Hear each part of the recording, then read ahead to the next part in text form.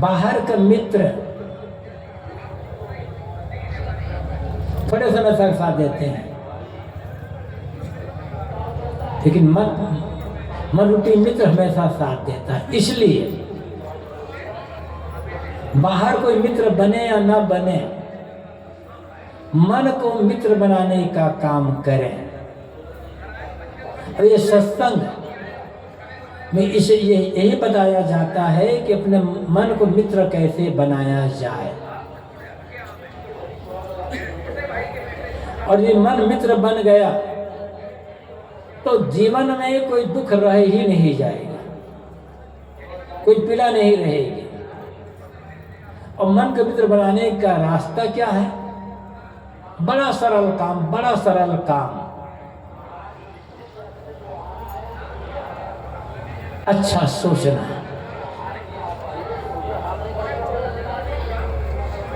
बस एक काम करो, जो आपका अधिकार में नहीं है, आवाज थोड़ी कम कर दिया, सीटी आती है। जो आपका अधिकार में नहीं है, जिस अधिकार में कर नहीं सकते, उसके लिए सोच सोच करके परेशान क्यों होते हैं?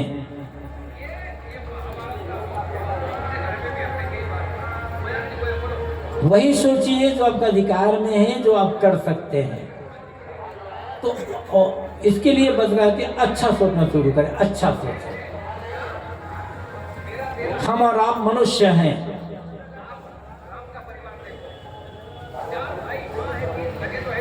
मानवता तो प्राणी है, पशु पक्षी कृमि कीट आदि।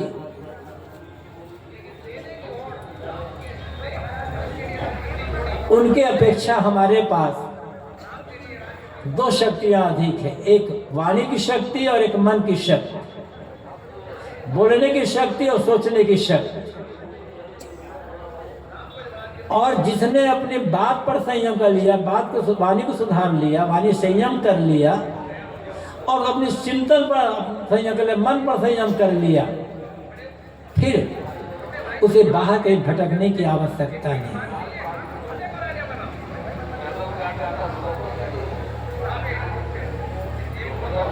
दो काम हमें करना है।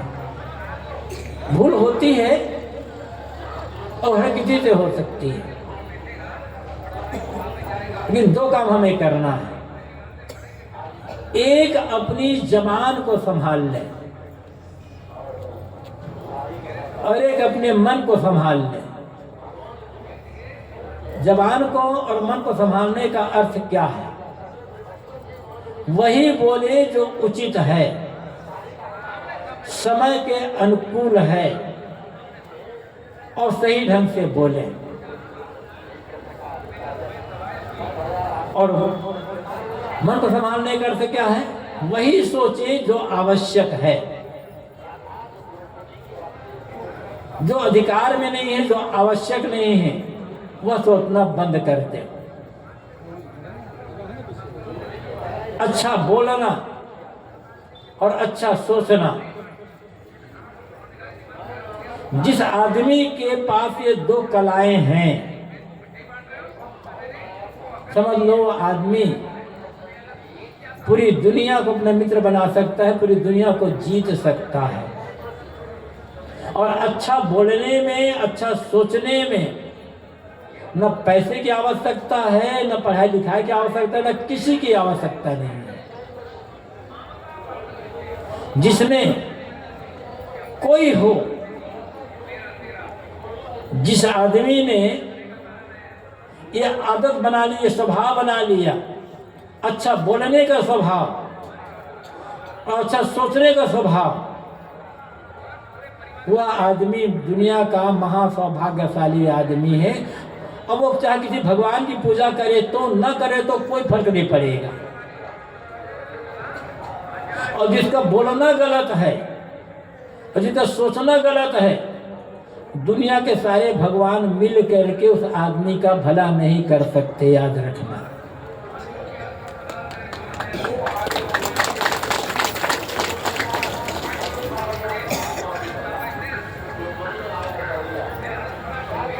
यहाँ पर मैं साहब की साखी साहब का पद कह रहा था, मन लागो मेरो यार फकीरी में।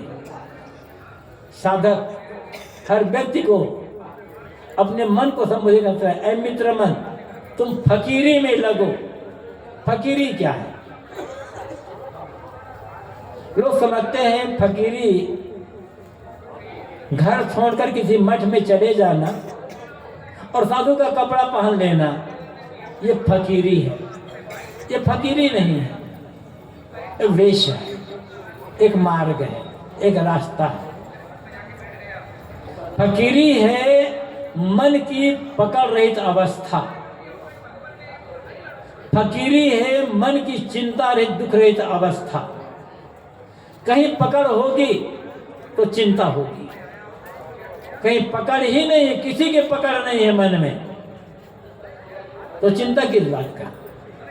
पकड़ ही नहीं है, कुछ अपना माना ही नहीं जाता, केवल सेवा किया जाता है, व्यवस्था किया जाता है,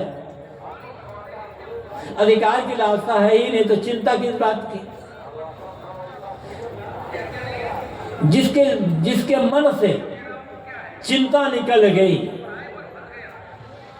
समझ लो उन्होंने फकीरी को जीना आरंभ कर दिया।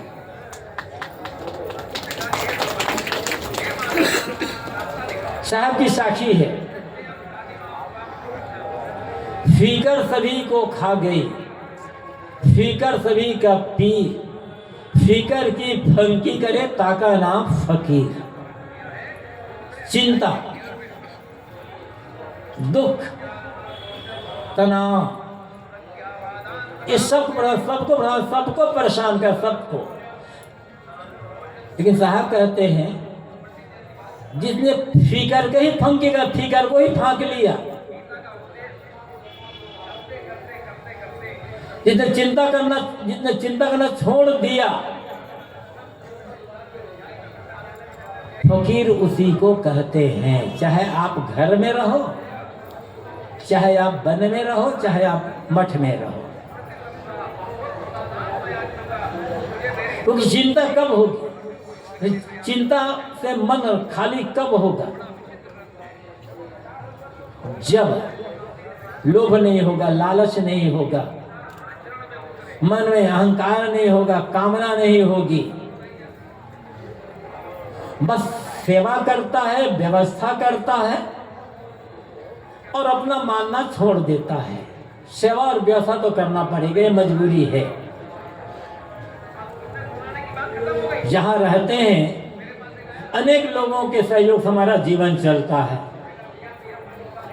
तो हमारा भी कर्तव्य है हम कुछ सेवा करें। आप घर में रहते हो, हम मठ में रहते हैं, तो घर में रहने समय आराम मिलता है, तो हमारा कर्तव्य होता है यदि टूट फूट हो रही है, कुछ हो रहा है, तो हम उसकी व्यवस्था करें। लेकिन व्यवस्था करने के बाद भी, सेवा करने के बाद भी चीजें बिगड़ती हैं, घाटा होता है, शरीर में बीमारी आती है, किसी की मौत होती है, तो उसे हम रोक कैसे सकते हैं? हर बार आदमी को एक बात हमेशा ध्यान रखना चाहिए, यदि आप प्रसन्नता से जीना चाहते, चिंता, फिक्र, तनाव, टेंशन से बचना चाहते हैं, तो दुनिया ऐसी है,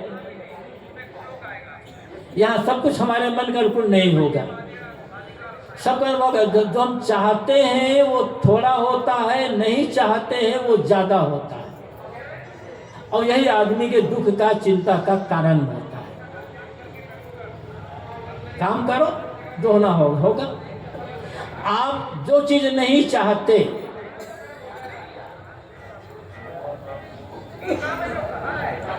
आप उसको भरसक शक्ति से पूरी ताकत लगाकर रोकने का काम करोगे। जो आप नहीं चाहते, आप नहीं चाहते कि बीमारी हो, आप नहीं चाहते कि घाटा हो, आप नहीं चाहते परिवार में किसी की मौत हो, तब पूरी ताकत लगा दीजिए उसे रोकने के लिए। और पूरी ताकत लगाने के बाद भी यदि आप रोक नहीं पाते, वो घटना ही है, तो उसे बदलने का काम करें। बदलने के लिए पूरी ताकत लगा बदलने का काम करें। लेकिन पूरी ताकत लगाने के बाद भी आप रोक नहीं सकते, बदल नहीं सकते, तो वजह अच्छा है उसे स्वीकार कर लेना प्रसन्नता के साथ, क्योंकि अधिकार में नहीं है ना फिर। और स्वीकार करके फिर जिस समय जब दो काम करना सावधानी पूर्वक वो काम करो, विवेक पूर्वक काम करो, चिंता नहीं होगी, तनाव नहीं होगा, क्योंकि आपको जो करना चाहिए था आप कर लो। लेकिन हम ये नहीं करते, धर्म के नाम पर अनेक प्रकार के कर्म कांड करते हैं। हम कहते हैं कि इतना बड़ा घर बन जाएगा, ऐसा इतनी जमीन हो जाएगी, इतनी फैक्ट्री लग जाएगी, इतना पैसा हो जाएगा, ऐसी गद्दी मिल जाएगी, ऐसा पद मिल जाएगा, तो ये हो जाएगा, तो वो हो जाएगा, तो मैं सुखी हो जाऊंगा। सब तो किया, सुखी कितने हुए आप? जो करना है करो, उसके लिए मनाही नहीं है, लेकिन जो हो रहा है, हो चुका है, उसे सहज भाव से स्वीकार करो। जो पुरानी गलत बातों को सोच करके परेशान नहीं होता, दुखी नहीं होता, चिंता नहीं करता, और आगे क्या होगा इसकी भी चिंता और कल्पना नहीं करता, मतलब बीती हुई बात और जो भी आने वाला है, जो दोनों चिंता से मुक्त है, उसी का नाम फकीर है। फकीर वह है जो वर्तमान में जीना जानता है। फकीर वह है जो वर्तमान में जी रहा है, और वर्तमान में जीने वाली दुनिया में बहुत थोड़े लोग होते हैं। सुखी रहने का एक ही रास्ता है, वर्तमान में जीना। भूतकाल बीत गया है, अब वो लौट करके आ नहीं सकता है, तो सोच करके परेशान क्यों हो रहे हैं? मान लो 2 दिन पहले, 2 महीना पहले, 2 साल पहले, 10 साल पहले किसी ने आपको गाली दी थी, किसी ने आपका अपमान किया था, किसी ने आपकी निंदा की थी, किसी ने आपको चाटा मार दिया था, किसी ने आपका काम बिगाड़ दिया था। अब वो तो बीत गया ना,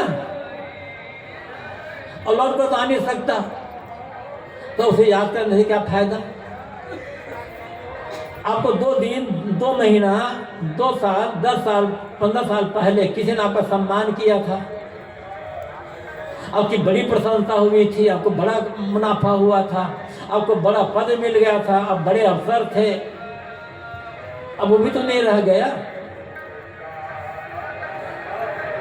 तो क्या फायदा? कितने ऐसे लोग जो पहले बड़े अवसर थे, और जब अवसर थे तब उसके नीचे बहुत से लोग काम करते थे, किसी को डांटते थे, किसी को फटकारते थे, किसी को सस्पेंड कर दिया, किसी को ये कर दिया, किसी को वो कर दिया, अमुक का काम बना दिया, ऐसा मैंने ऐसा किया, वैसा किया। ठीक है, उस समय आपका अधिकार था। और जब वो जाते थे तो पीछे पीछे 10, 12, 15, 20 आदमी चलते थे, सिपाही चलते थे, और अब रिटायर्ड हो गए हैं, खुद झोला लेकर सब्जी लेने जाते हैं, लेकिन कहते हैं जब साहब, जब मैं ऐसा नौकरी करता था ना, तो मैंने ये किया, मैंने वो किया। मुर्दा में जी रहा है, क्या फायदा उसको याद करके? जो मुर्दा में नहीं जीता, जो मुर्दा को क्यों दफना देता है, और जो सपने में भी नहीं जीता है, क्या आगे क्या होगा? वर्तमान में जीता है, उसका नाम फकीर है। यदि सुखी रहना चाहते हो तो रास्ता यही है।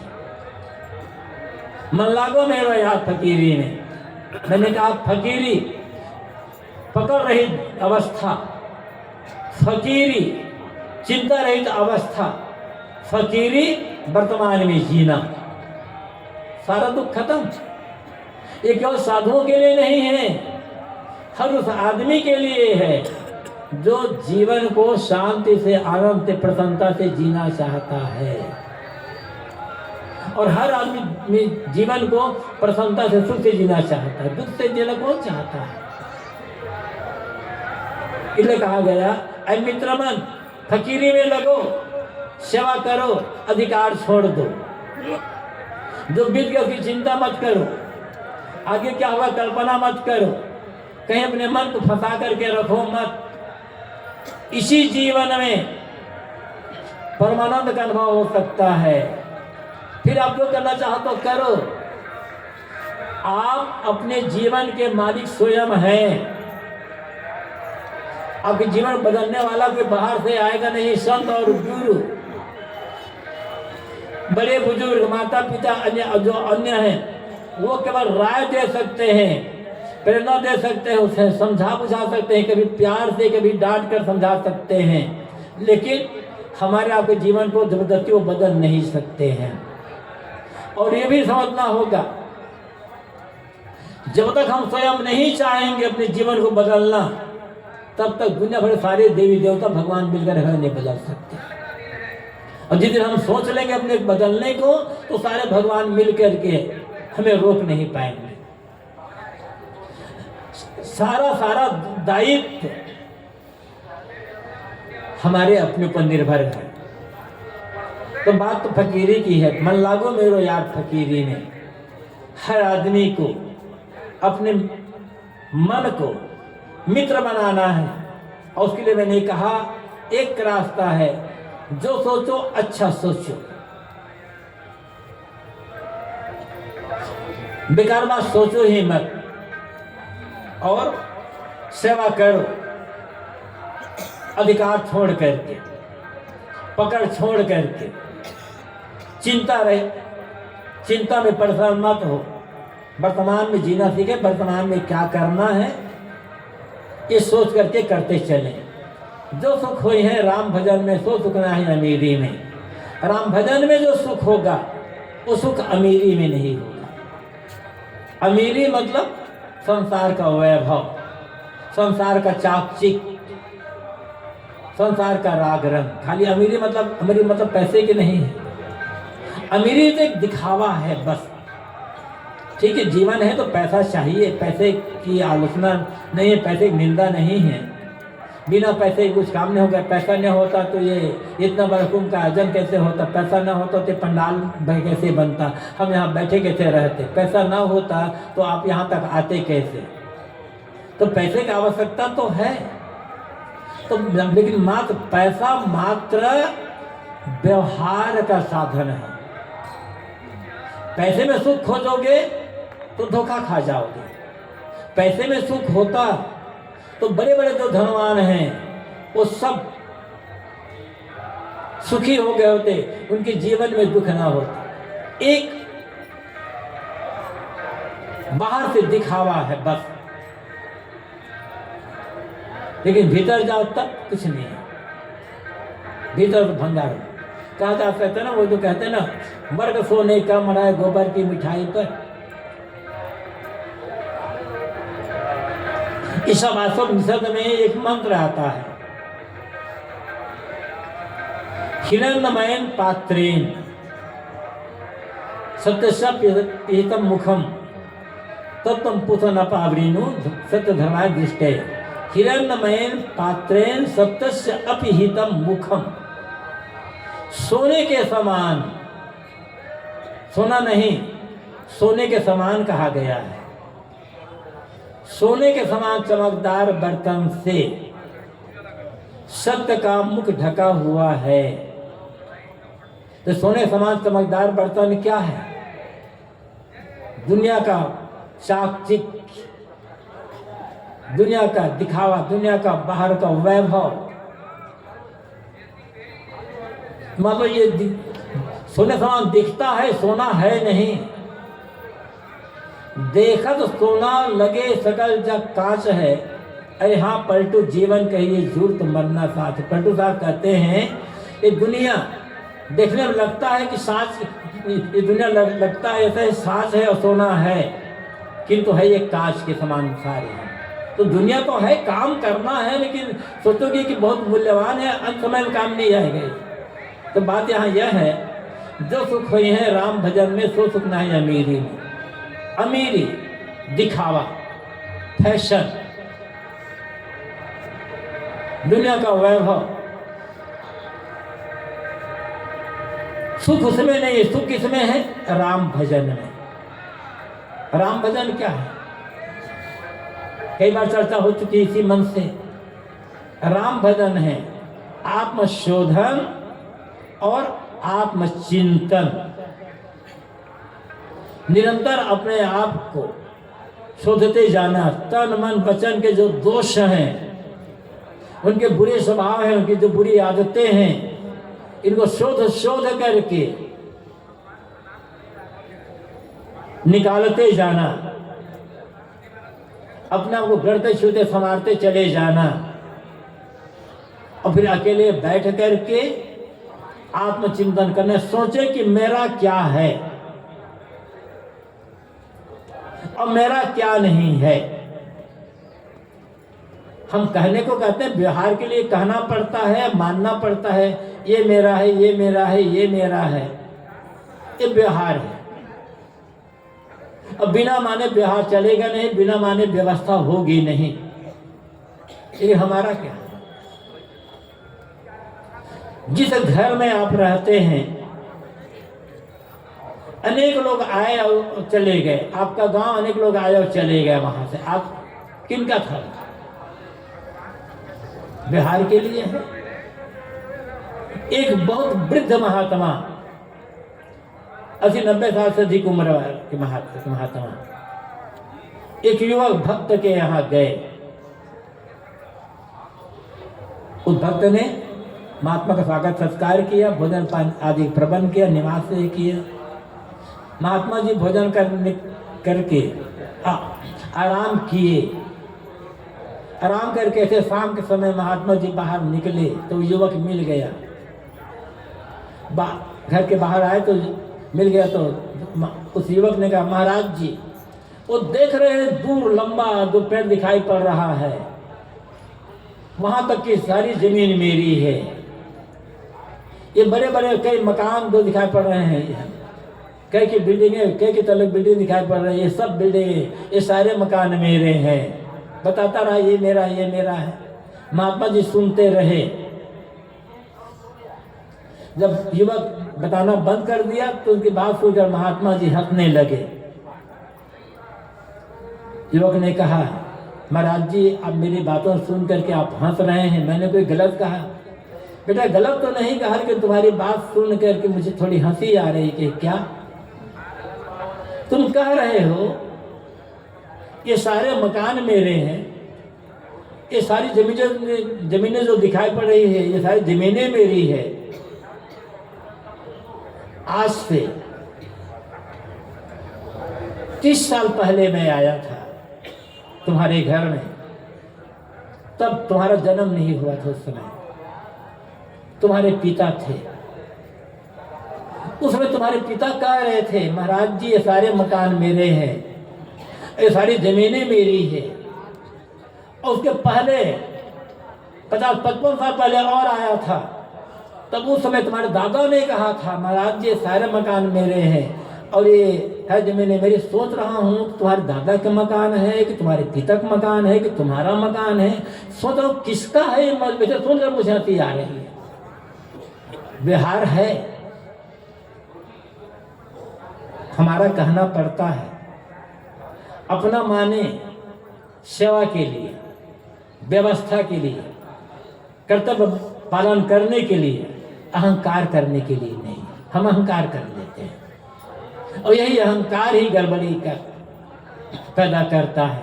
ये अहंकार ही दुख का कारण बनता है। अपना मानना दुख का कारण नहीं बनेगा। अपना मान करके जो अहंता ममता जोड़ लेते हैं, ये अहंता ममता दुख का कारण बनती है।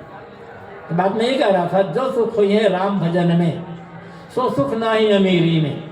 राम भजन में जो सुख होगा, निरंतर के आत्मशोधन में, आत्मचिंतन में, मन के अंदर मुक्ता में जो सुख होगा, वो सुख बाहर के वैभव में नहीं होगा। पद प्रतिष्ठा धन दौलत में नहीं होगा। और अमीरी में सुख होता तो बड़े अनेक राजा महाराजा राजपाट छोड़ छोड़ करके जंगल क्यों चले गए तपस्या करने के लिए।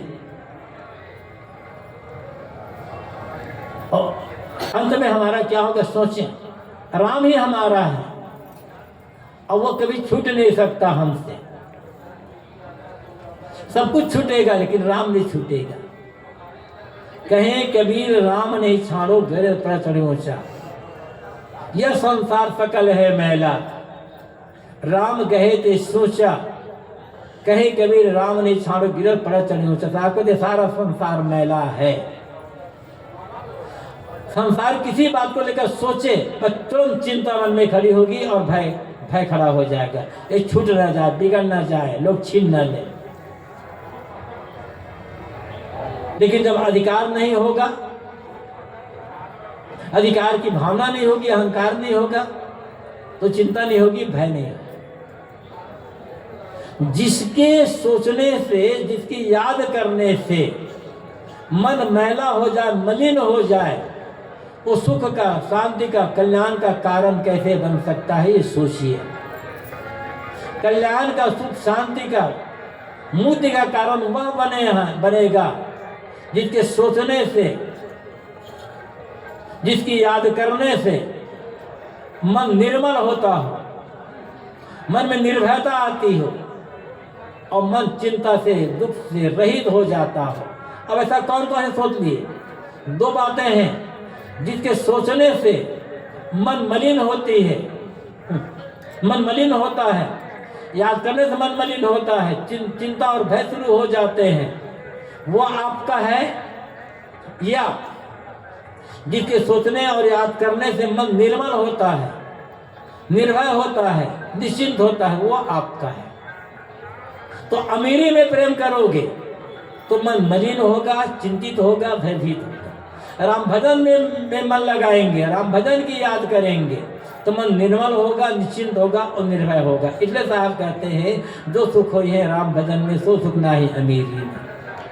भली बुरी सबका सुन लीजिए, कर गुजरान गरीबी में। साहब कहते हैं, दुनिया है, कोई तुम्हें भला कहेगा, कोई तुम्हें बुरा कहेगा, सबका सुनो और गरीबी में गुजर करो। किसी ने भला कहा, अहंकार मत करो, हर्षित मत हो जाओ।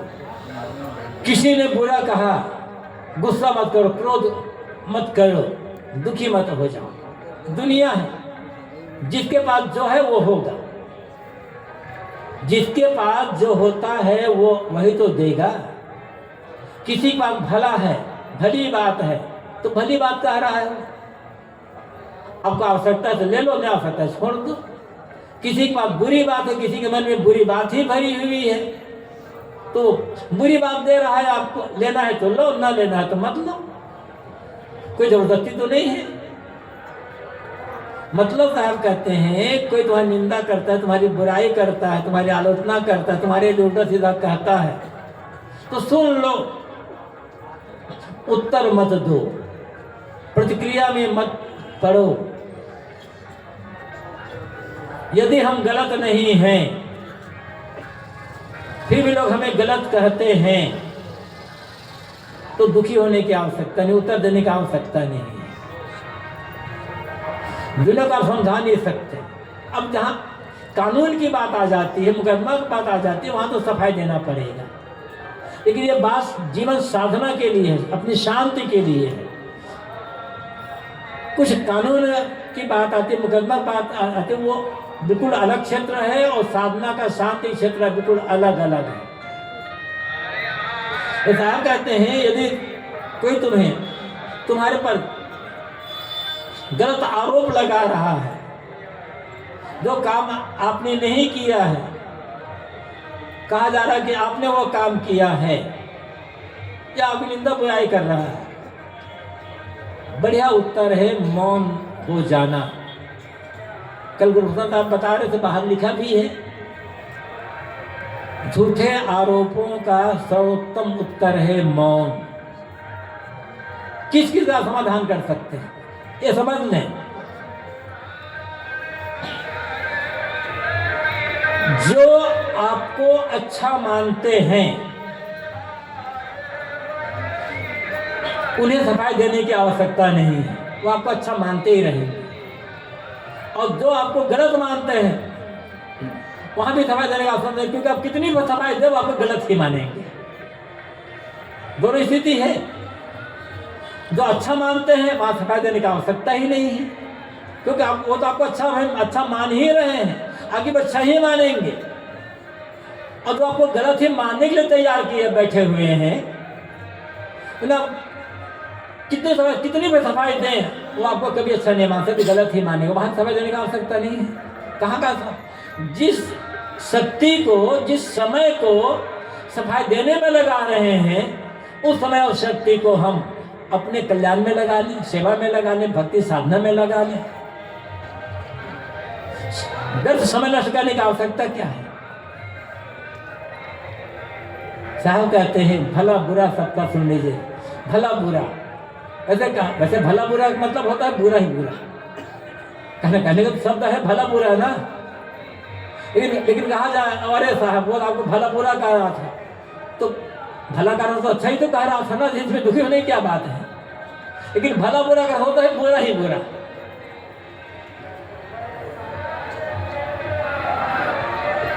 गुरुदेव जी कहा करते थे दुनिया में जन्म लेकर के आए हो, तो जब जन्म लेकर आए तब तो कुछ होशवास ही नहीं था, अकल ही नहीं थी उस समय, कुछ जानते बुझते ही नहीं थे, वो तो अलग बात है। लेकिन जब से अकल आई, समझने बुझने की शक्ति आई, जिस क्षण चाहे वो पुराना समय बीत गया हो, आज भी यदि समझ ले कि जब तक सच और झूठ समझने की अकल नहीं आई थी, क्या कर्तव्य है क्या अकर्तव्य है ये समझने की अकल नहीं आई थी, क्या अपना है क्या पराया है ये समझने की अकल नहीं आई थी, तो समझ लो पूरा समय बचपना में व्यतीत हुआ। चाहे 10 साल 20 साल 40 साल 50 साल 60 साल की उम्र भी चला गया है, 60 साल की उम्र तक ये अवस्था रही कि भला बुरा समझने की अकल ही नहीं थी, तो 60 साल की उम्र तक में भी आप बालक ही रहे। एक बालक पर एक बचपना होता है शरीर की अवस्था का, और एक बचपना होता है बुद्धि की अवस्था का। एक प्रौढ़ता होती है शरीर की अवस्था की, और एक प्रौढ़ता होती है बुद्धि की प्रौढ़ता की। जो शरीर से प्रौढ़ हो चुका है, कोई जरूरी नहीं है वो बुद्धि से भी प्रौढ़ हुआ हो, उसका मन भी प्रौढ़ ही बना हुआ हो। और जो बालक है, जिसकी जो थोड़ी उम्र का है, कोई जरूरी नहीं है कि वो जैसे शरीर से बालक है तो वो मन से भी बालक ही होगा। ये बचपना और प्रौढ़ता का संबंध, जो मन का बचपना और मन की प्रौढ़ता का संबंध शरीर की बचपना और प्रौढ़ता से मतलब नहीं होता, इस समझ से मतलब होता है। तो जब तक मन का बचपना था, साथ झूठ अपना पराया कर्तव्य कर्त की समझ नहीं थी, तब तक मतलब बचपना है। और जिस समय अकल आई, मन का बचपना खत्म हुआ, तो गुरुदेव जी कहते समझ लो उस समय दुनिया में तुम केवल चाटे खाने के लिए आए हो। यहाँ दुनिया में चाटे के अलावा कुछ मिलेगा नहीं। तो चाटा केवल गाल पर ही नहीं लगेगा, लगता है गाल पर चाटा कभी लगता है, अधिक चाटा तो मन पर लगता है। और गाल की चाटा आदमी परेशान नहीं है, परेशान है आदमी मन के चाटा से। उन्होंने हमारे बिगाड़ दिया, उन्होंने ये कर दिया, उन्होंने बराबर सोच करके। और ये भी समझ लो, यदि हम बराबर गलत सोचते हैं, नकारात्मक सोचते हैं, भावनात्मक बातें सोचते हैं, तो अपने गाल पर खुद चाटा लगा रहे हैं। हम खुद अपने को दंडित कर रहे हैं, पीड़ित कर रहे हैं। या तो सदगुरु कबीर कहते हैं भला बुरा सबका सुन लीजिए कर गुजरान गरीबी में। कोई तुम्हारे बारे में भला बुरा कहता है, तुम्हारी निंदा बुरा यातना करता है, सुन लो, प्रतिक्रिया में मत पड़ो, उत्तर देने की कोशिश मत करो, और भीतर से शुद्ध भी मत हो, और गरीबी में गुजरान करो। तो गरीबी में गुजर करने का अर्थ ये नहीं है कि फटे पुराने कपड़े पहने, गंदे कपड़े पहने, रूखा सूखा बासी भोजन खाने लग जाए, या फूल की झोपड़ी में रहने लग जाए। गरीबी में गुजरान करने का अर्थ है, दो अर्थ होता है। एक अर्थ, जब जो मिल जाए उसमें संतोष रखना, कम मिले तो पर्याप्त है, ज्यादा मिले तो पर्याप्त है। हर परिस्थिति में संतोष। और दूसरा, मन का बचपना क्या है? नहीं। और दूसरा ये गरीबी गुजार करना क्या है? अपने लिए सब कुछ होते हुए भी अपने लिए, व्यक्तिगत के लिए कम से कम खर्च रखना, कम वस्तुओं में गुजर करना, दिखावा में। गरीबी गुजार करने का मतलब है दिखावा में, प्रदर्शन न करना, फैशनबाजी ना करना। ये फैशनबाजी भीतर का नकलीपना है। इसलिए फैशनबाजी को छोड़े। गरीबी गुजार करने का अर्थ होता है सादा जीवन, उच्च विचार वाली बात कर सकते हैं।